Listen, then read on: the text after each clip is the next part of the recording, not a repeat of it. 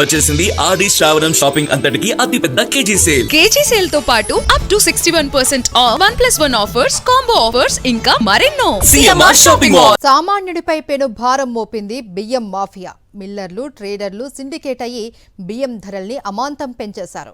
ప్రజలను ఆదుకోవాల్సిన ప్రభుత్వం మిల్లర్లు, ట్రేడర్స్ కు వత్తాసు పలుకుతూ పేదల పొట్ట కొడుతుంది. కేవలం ఒకే ఒక్క నెలలో బియ్యం బస్తాపై ఏకంగా 500 రూపాయలు పెరిగింది అంటే ఏపీలో పరిస్థితి ఎంత దారుణంగా ఉందో అర్థం చేసుకోవచ్చు.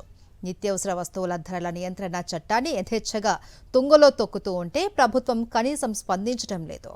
రేషన్ బియ్యం తినలేరు, సన్న బియ్యం కొనలేరు. బియ్యం ధర వింటేనే ముద్ద గొంతు దిగని పరిస్థితి. బియ్యం ధరల పెరుగుదలతో సగటు జీవి నెలవారీ బడ్జెట్ గాడి తప్పింది. నాణ్యమైన పాత సోనా మసూరి బియ్యం 26 కేజీల బస్తా బహిరంగ మార్కెట్లో ప్రస్తుతం 1750 వరకు పలుకుతుంది. నెల రోజుల క్రితం ఇదే బస్తా 1100 నుంచి 1250 రూపాయలకే దొరికింది. అదే ప్రముఖ బ్రాండ్ల బియ్యం అయితే 1900 రూపాయల నుంచి 2300 రూపాయల వరకు విక్రయిస్తున్నారు.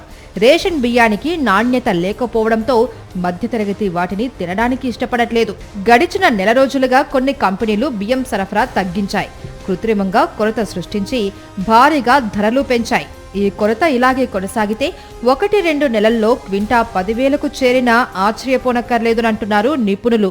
రైస్ మిల్లర్లను, ట్రేడర్స్ కొమ్మక్కై ధరలు పెంచి అమ్ముకునేదాన్ని కట్టడి చేయాలి.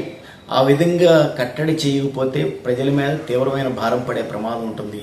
అందుకని బియ్యం ధరలు కంట్రోల్ చేయడానికి ప్రభుత్వం, సంబంధిత మంత్రులు, అధికారులు చొరవ చేసి కంట్రోల్ చేయాలని చెప్పేసి ఈ బ్లాక్ మార్కెట్ని వ్యాపారస్తులు, మిల్లర్లు కుమ్మక్కయ్యే పద్ధతికి స్వస్తి పలకాలని చెప్పేసి కోరుతున్నాను. ఆంధ్రప్రదేశ్లో 39 లక్షల ఎకరాలలో వరి పండించాలి అని ప్రభుత్వ లక్ష్యం. ఒక్కో ఎకరంలో 30 బస్తాల ధాన్యం పండుతుందని అంచనా. అయితే ఈసారి ఎల్ నినో ప్రభావం కారణంగా వ్యవసాయంపై తీవ్ర ప్రభావం పడింది. మరోవైపు స్వయంగా ప్రభుత్వమే వరి వెయ్యొద్దు అని చెబుతుంది. దీంతో వచ్చే ఏడాది దిగుబడి బాగా తగ్గే ప్రమాదం ఉంది. అయితే మిల్లర్లు, ట్రేడర్లు మాత్రం ఇప్పటి నుంచి దోపిడీ మొదలుపెట్టారు.